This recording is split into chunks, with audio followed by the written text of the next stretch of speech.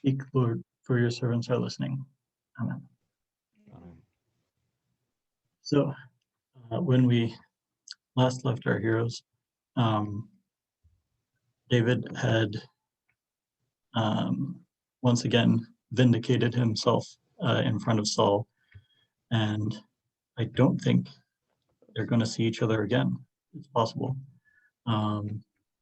So we saw that David is about to go and sort of find his own way, his own plan for the near future. Does anybody have any questions or thoughts about stuff we've talked about up to this point before we get into it? No, I think we're good. All right.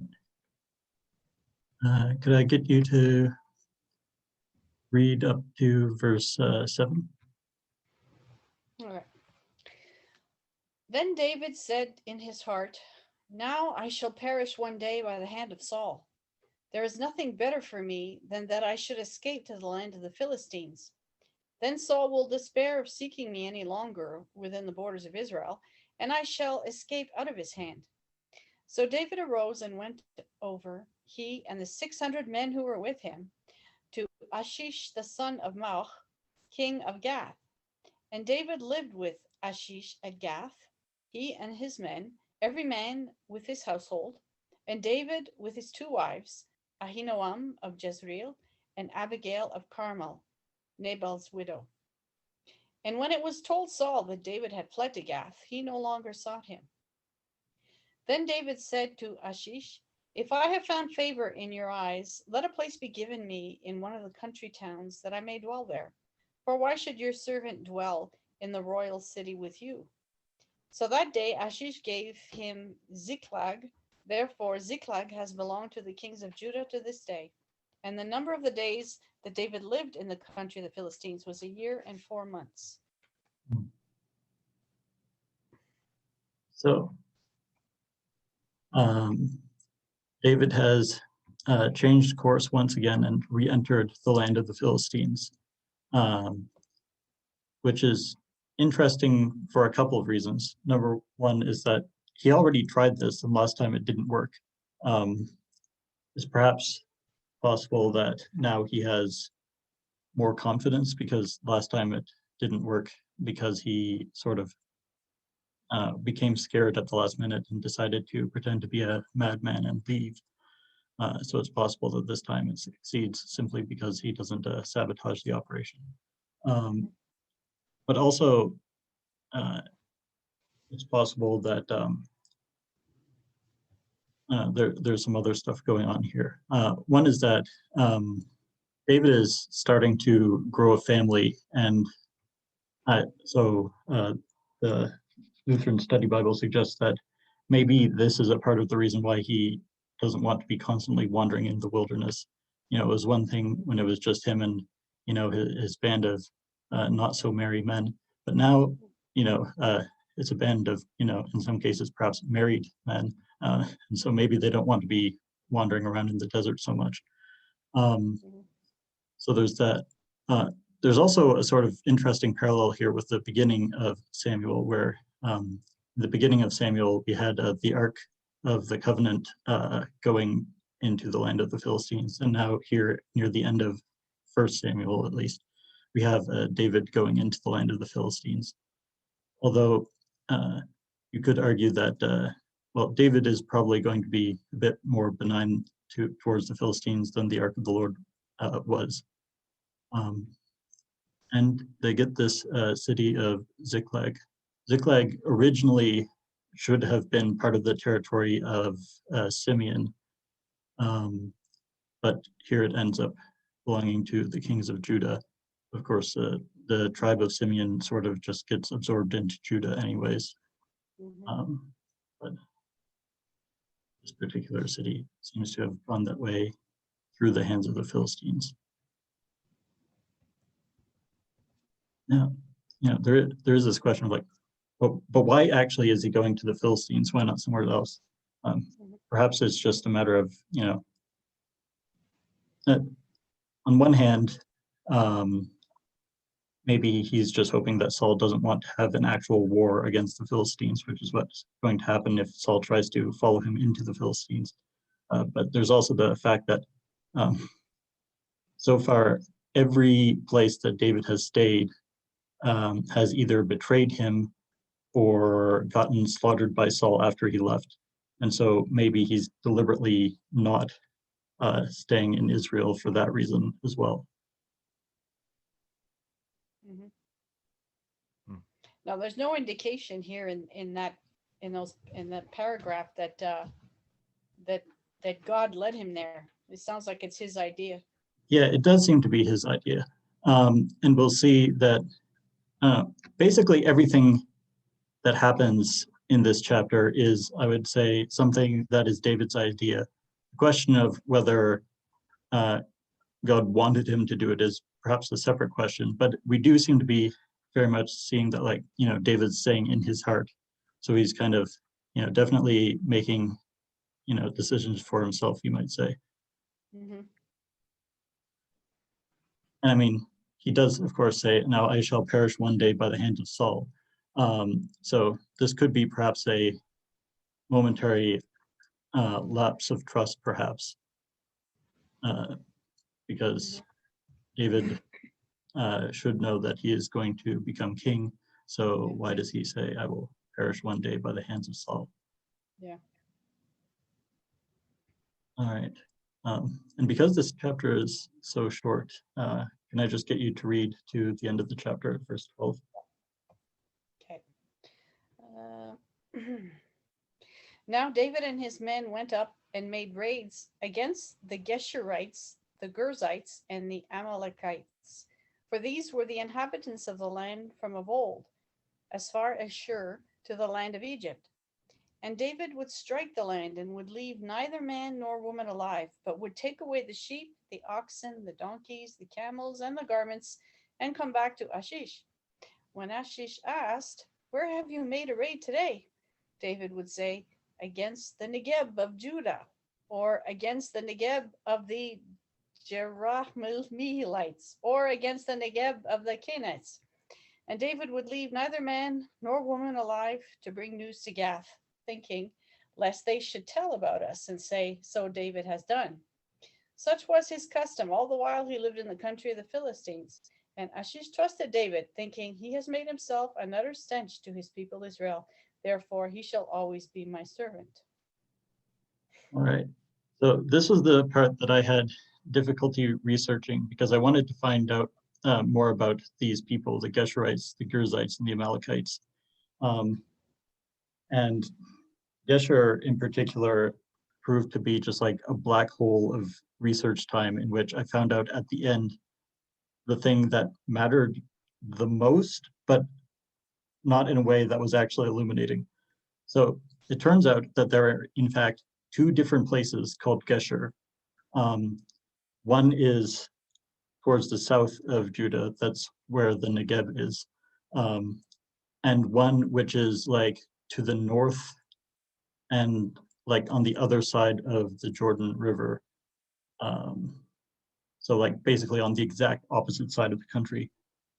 And I found that out basically at the very end of my attempted research, which made some other thing that I had thought I'd realized mean absolutely nothing, because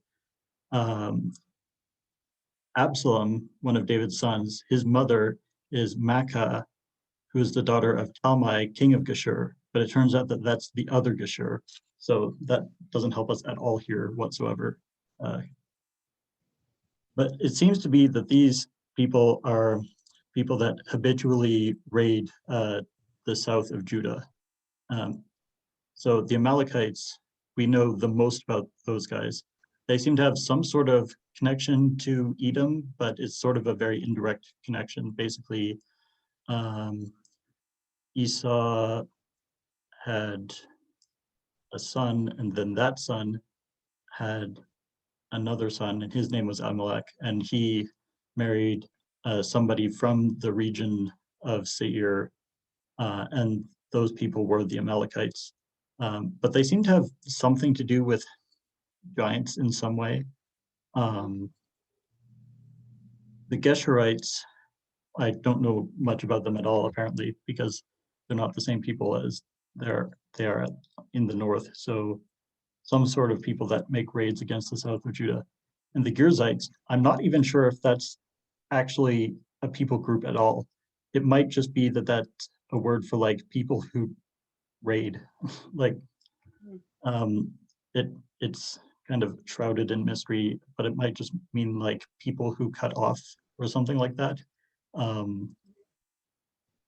So because like the word Girzite, it's not in the Septuagint. Mhm. So yeah, but basically Yeah. these were, oh, sorry, go ahead. Yeah. So David is lying to Ashish and claiming that he's attacking people in Israel, whereas he's not. Yeah, well, he's sort of lying. I mean, in the sense that like, is he deceiving him? Yes.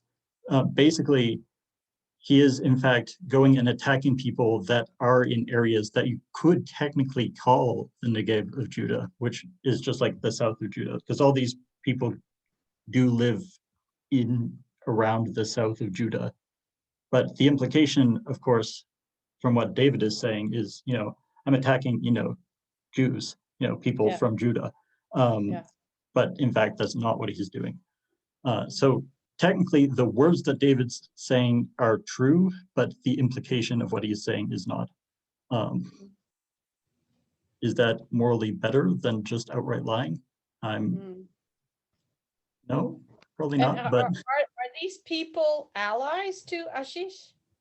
um, That's why he wants to kill them all off so that they don't snitch on him, or whatever.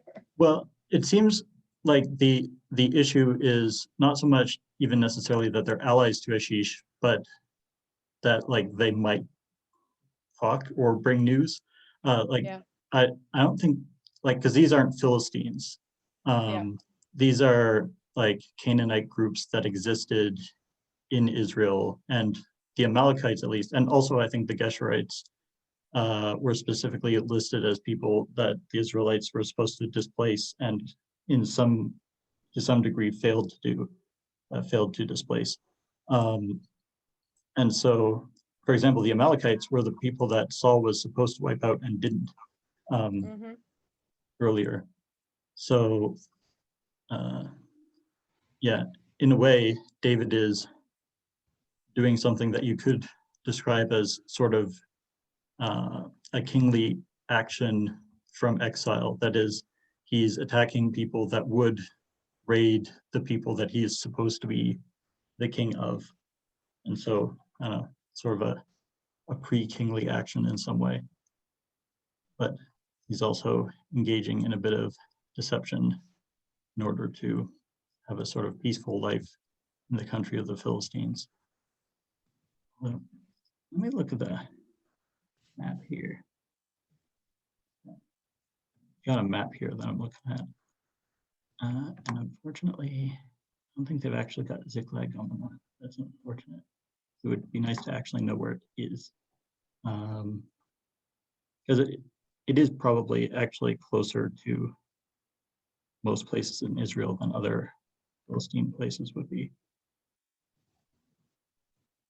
So, I mean, he is sort of within Judah's territory. I mean, so long as he's anywhere in Philistia, he's technically in Judah's territory because the Philistines are living almost exclusively on Judah's territory to begin with.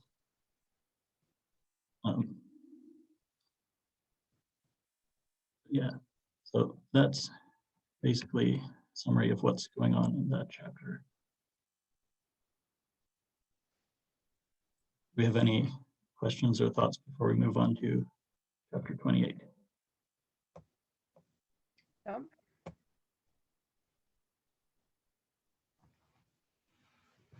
Okay.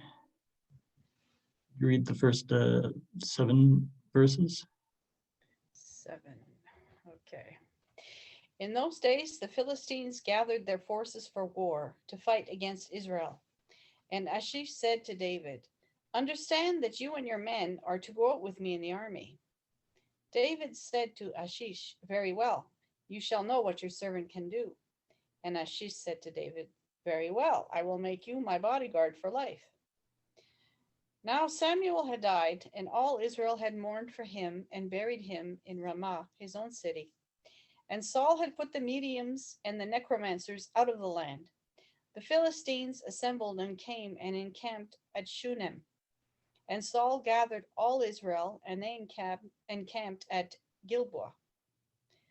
When Saul saw the army of the Philistines, he was afraid, and his heart trembled greatly. And when Saul inquired of the Lord did not answer him, either by dreams, or by Urim, or by prophets. Then Saul said to his servants, Seek out for me a woman who is a medium, that I may go to her and inquire of her. And his servants said to him, Behold, there is a medium at Endor. Yeah. The Emperor Saul may have his downfall at Endor. It's a little Star Wars reference for us all. But so David's sort of backed himself into a bit of a corner here, although it seems that perhaps he's still speaking a little bit deceptively. You know, he says to Ishish, very well, you shall know what your servant can do. That might have a bit of a double meaning. Perhaps he's intending to betray him. But he's kind of, at the moment at least, being forced to march out into battle with the Philistines instead of against them. Meanwhile, Saul's got his own problems. It seems that perhaps Saul's life strategy so far has in fact, made the Lord angry at him, and the Lord is not answering him. So not by dreams, not by the Urim and Thummim, which last time we checked were actually with David, or by any prophets. Samuel, of course, said that he was not going to go to see Saul until the day he died, and of course he didn't. But it seems that Saul can't really find any other prophets either. And I mean, who would blame the prophets? They know what happened to all the priests. No, so yeah, right now Saul's not really getting any answers. And it's interesting. Shaul, that is Saul, is trying to Sha'al, that is inquire of the Lord. And now he's trying. Oh, This is not against God to use a medium. oh, it absolutely is. Yes. Yeah, you'll see. Yeah. You'll see it. Yeah. So, Saul rightly sort of, puts the mediums and the necromancers out of the land. I mean, that's just in accordance with the Torah. Presumably, this happened a while ago, probably even before Samuel had died. And so now he's seeking out for himself a woman who is medium, no longer seeking David, but instead this medium. So He probably doesn't know that David is with the Philistines at this point. well, I mean, he does know that that's the last place David was, because he knows that David went to the Philistines. Okay. Does he know that David is fighting on behalf of the Philistines? I don't know. I mean, if he did know that, then it would be very understandable that he would be afraid, considering that Saul was, perpetually paranoid that David was going to fight and kill him. So the idea that David would be just transparently on the opposite side of an army about to fight him would perhaps be an especial moment of stress. All right. So could you carry on to 14? 14. Okay. So Saul disguised himself and put on other garments and went, he and 2 men with him. And they came to the woman by night. And he said, Divine for me by his spirit, and bring up for me whomever I shall name to you. The woman said to him, Surely you know what Saul has done, how he has cut off the mediums and the necromancers from the land. Why then are you laying a trap for my life to bring about my death? But Saul swore to her by the Lord, As the Lord lives, no punishment shall come upon you for this thing. Then the woman said, Whom shall I bring up for you? He said, Bring up Samuel for me. When the woman saw Samuel, she cried out with a loud voice. And the woman said to Saul, Why have you deceived me? You are Saul. The king said to her, "Do not be afraid. What do you see?" And the woman said to Saul, "I see a God coming up out of the earth." He said to her, "What is his appearance?" And she said, "An old man is coming up, and he is wrapped in a robe." And Saul knew that it was Samuel, and he bowed with his face to the ground and paid homage. All right, so we've got a bit of an ironic statement here. Saul swearing to her by the Lord, by something he has no right to swear by the Lord about, considering that in the Torah, the punishment for this sort of thing would be death. So the perpetual question that has been asked by every theologian who has ever talked about this passage ever is this actually Samuel? Mm-hmm. And so there seem to be basically three options. One is, yes, it's Samuel. Number two is, yes, it's Samuel, but that's because this is a miracle of God, not because this necromancer has any sort of special power. The third answer is, no, it's not Samuel. It's some sort of demon pretending to be Samuel. Well, the first answer has to be wrong. It's Yeah, either two. I think so. Yeah, I think so. Of course, this is the perpetual danger of all of these sorts of practices is either it's fake, which is bad, or it's not, which is worse. Now, in this case, I tend to lean towards it is Samuel, but that's because it's a miracle of God, not because she actually has the ability to do this, simply because it's one thing that she says that it's Samuel, and it's another thing that Saul says it's Samuel, but it seems that also the Bible itself just says that it's Samuel. Yeah. Like, for example, it says, and Saul knew that it was Samuel, and then the next verse we say, then Samuel said to Saul, and then in verse 16, and Samuel said, and so eventually it kind of comes to the point where it's like, well, it seems like the author is also saying that this is Samuel.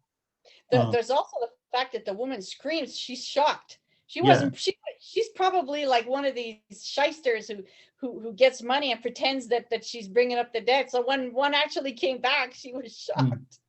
Yeah, or alternatively, she was expecting some sort of demonic figure, and instead it's just Samuel. Yeah, and that is perhaps also frightening to her.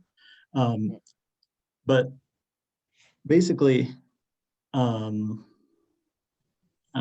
sort of the question: is it Samuel or isn't it? There's sort of, I suppose, a related question, which is,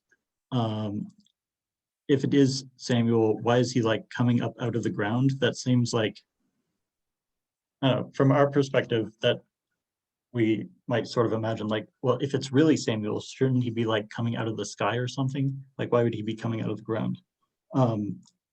Which has to do with like the different way that we sometimes, like on an unofficial level, think about the afterlife than they probably would have. And also like some of the stuff that's happened in between the New Testament and the Old Testament. Like, it seems that in some way, what Jesus did between Good Friday and Easter Sunday may have changed the afterlife in some way, other than like, just like, you'll be with Jesus when you die. Like, it seems like he might have like done something more fundamental than that, something to do with perhaps speaking to the spirits in prison or something, such that there may have been some sort of change there. But there also seems to be just like this growing like intellectual differentiation between like good afterlife and bad afterlife, such that like we have this one concept of like the grave, and then like as you get further and further into the scriptures, there's a greater awareness of like the grave isn't all the same. But like you can see, for example, even in like the story of the rich man and Lazarus, that they're sort of in the same place, but they're not. Because like the rich man is like talking to Lazarus. So like they're sort of in the same place, but they're also not, because the Lazarus is in the bosom of Abraham, and the rich man is separated from him by a large chasm. So at some point, I need to look more into like biblical understandings of the afterlife. But basically, that's why even if it is Samuel, he could be coming up out of the ground, because they would have pictured Samuel as being in the grave or in Sheol, which the King James Version usually translates as hell, but that's not quite accurate, because Sheol can also just be like the place where dead people are, good or bad.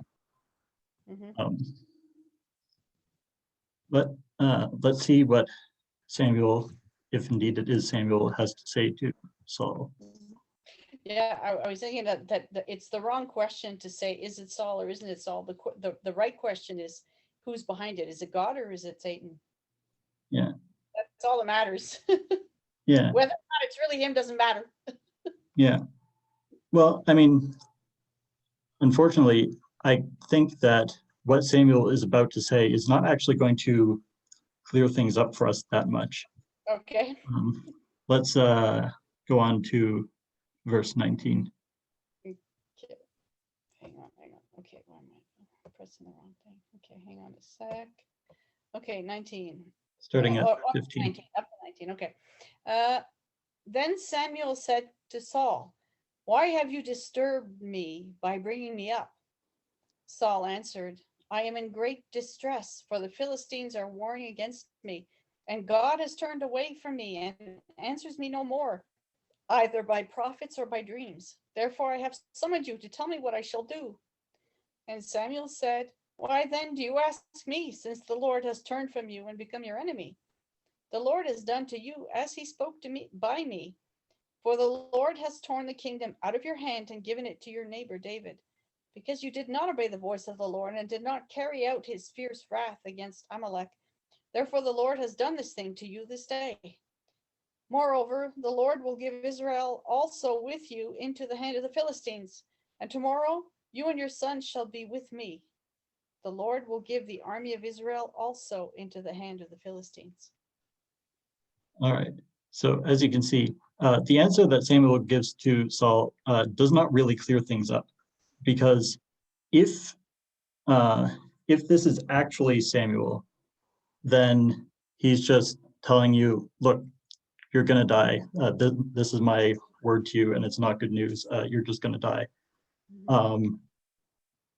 Now, if this is a demon pretending to be Samuel, then maybe the demon's trying to manipulate Saul into despairing and dying.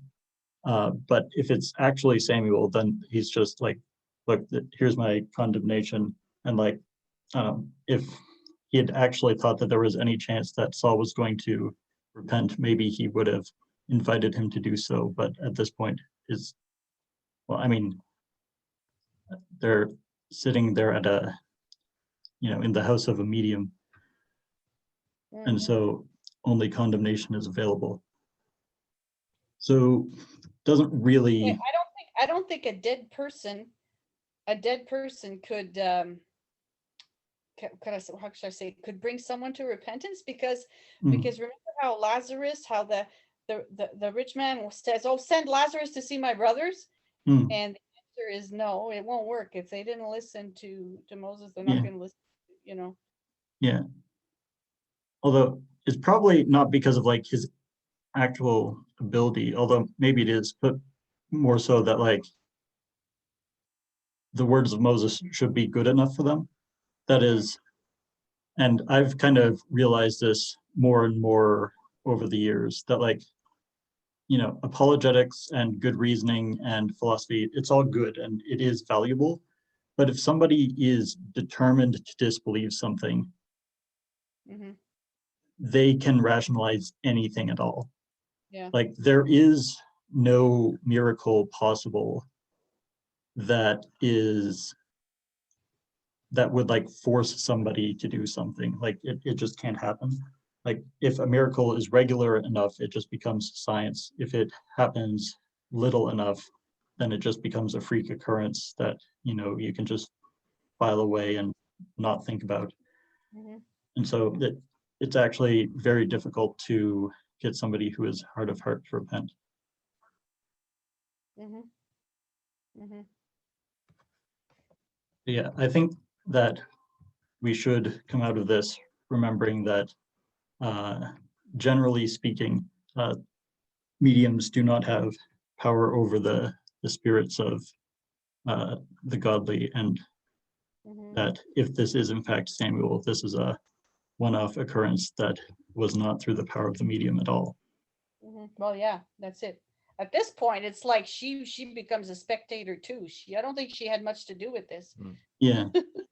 Yeah. Yeah.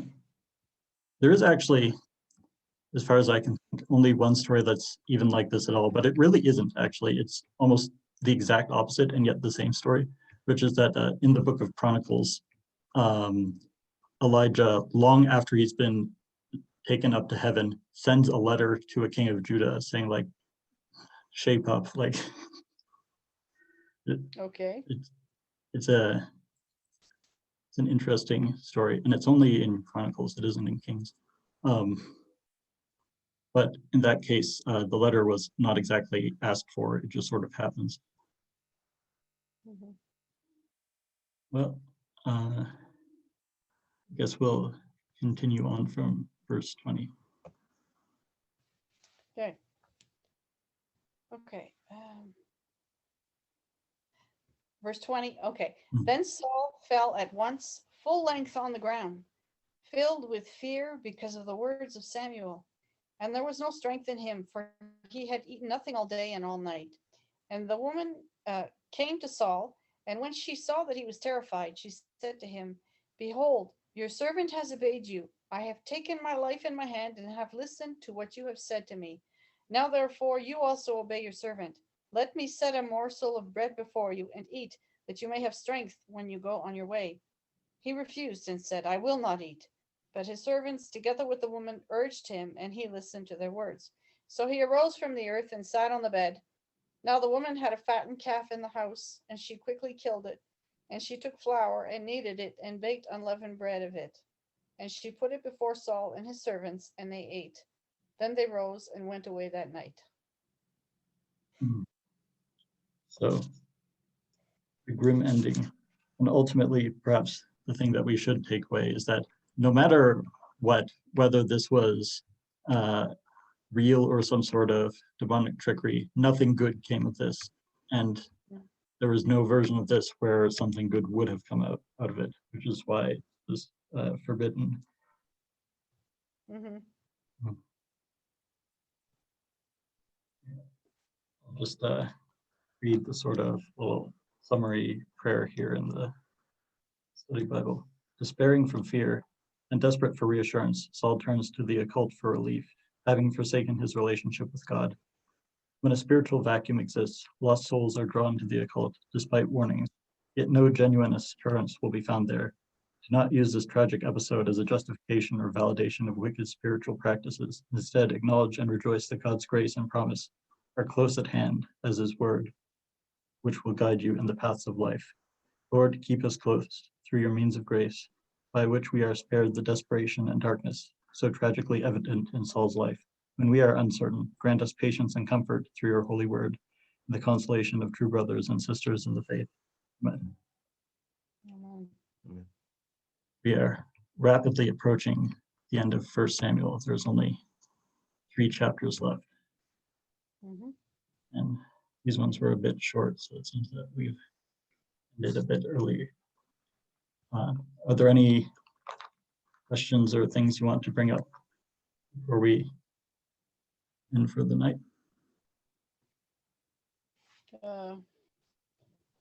Yeah, well, so far I'm not impressed with David. Yeah. So far, Well, I mean, that is kind of ultimately the thing, isn't it? That the stories in the Old Testament are not necessarily given to us as like great examples. Like sometimes they're examples and sometimes they're not. More often they are prophecies or typologies or shadows of things to come that sort of lead us to look forward to the one that we actually should be looking towards.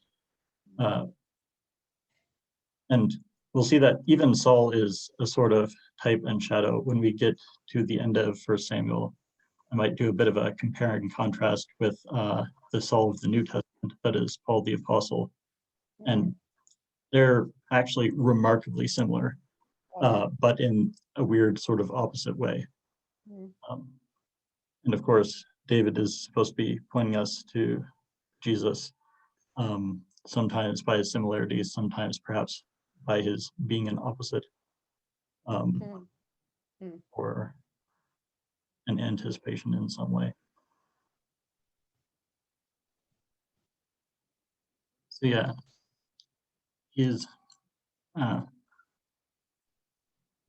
always the greatest guy, but it is also worth considering sometimes that, you know, our lives are very different from lives as they would be at that time. And so there are just some things that don't make sense in our culture, but would make more sense, whether that, you know, actually excuses it or not. There are sometimes things like, what?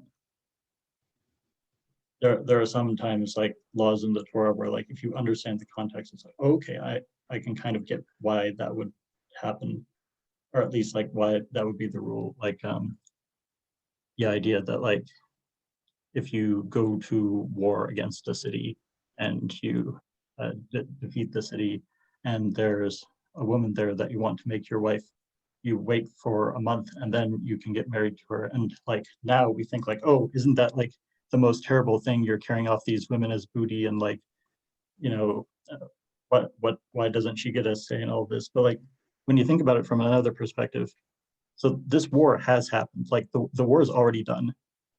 Her family is presumably dead. And so like, what are we going to do? Give her like this 20th century fantasy of like, go off and make your way in the world, like, Yeah. you know, have your best dream, and like no, she's gonna die. Yeah. And so instead of, you know, just like coming in, destroying the city, you know, raping and pillaging, you wait for an entire month, and then you get married to this woman and provide for her. So it's like, it's a situation that is like so different from our own situation that it's hard to immediately understand why something like that would happen. Also, the way sometimes the way they speak to each other sounds so weird. It's like, we don't talk like that to each other. Yeah. Well, I mean, sometimes it's linguistic stuff. Sometimes it's just writing the way things are written. Because like, we do have to remember that there's, you know, certain writing conventions that determine how things are written. In some cases, it's like, you know, there's only so much space. So you have to like make things shorter in order for it to actually fit into the scroll that you're trying to write on. I mean, Samuel is already long enough that it has to be split into 2 scrolls. But, you know, there's also sometimes where like stuff that people are saying gets sort of like condensed into like, and this is what they said, like, when Peter speaks at Pentecost, like, first of all, if that is the entirety of the sermon he gave, then it is the shortest sermon anybody has ever given. Like, like surely he spoke for longer than that, and that's sort of like a summary of what he said.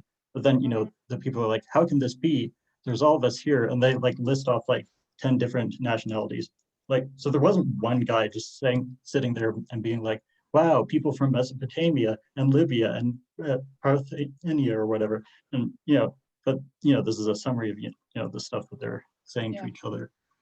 And so sometimes that can affect perhaps the naturalness of what is being said.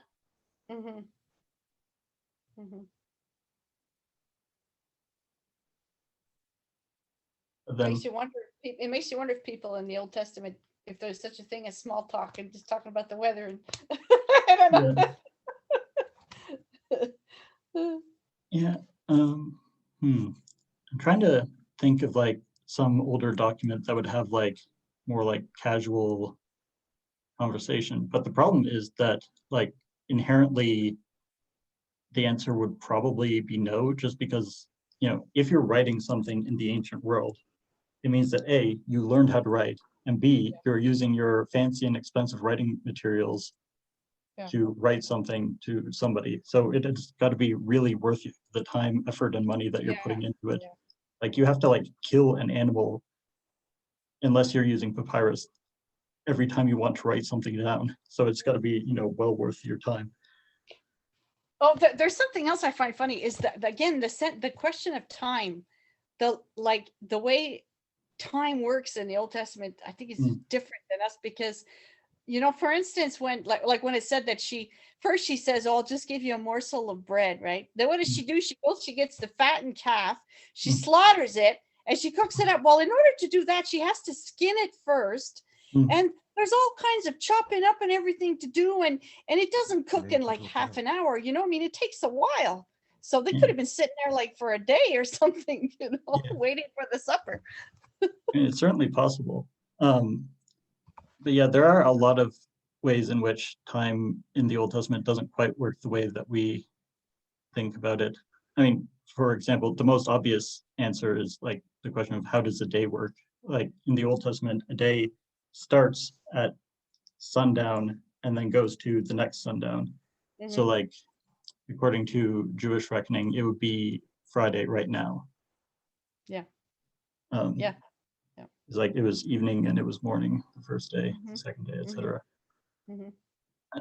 And you know, things like the third day, for example, the third day doesn't necessarily mean 72 hours later. It could be as little as like 49 hours later. It's like every part of a day counts as a day. Yeah. So there are a lot of ways in which time in the Bible does not quite work the way that we expect it to work. Yeah.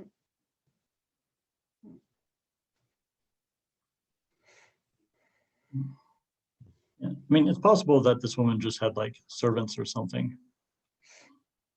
But on the other hand, maybe not. I mean, that is a question, like what sort of person becomes a medium or a necromancer? I mean, if we think about like in North American culture, we would not picture somebody who's very wealthy. I wonder if that would be the case in the ancient world or not. Yeah, well, I guess so. Well, I guess it was her way of making money, kind of like a prostitute, you know? It's possible. Or maybe it's just something she does on the side. Who knows? Maybe.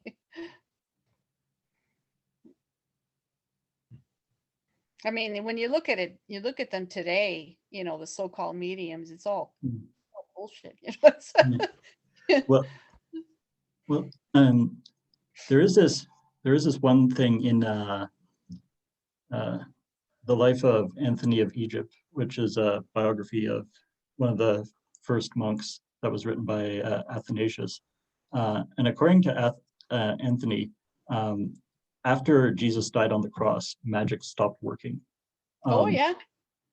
I mean, that's what he says. Now, there are questions like, is that an oversimplification? Or, you know, also this guy's living in like the year 200. How can he just like know that? Maybe it's some sort of tradition that's been passed down.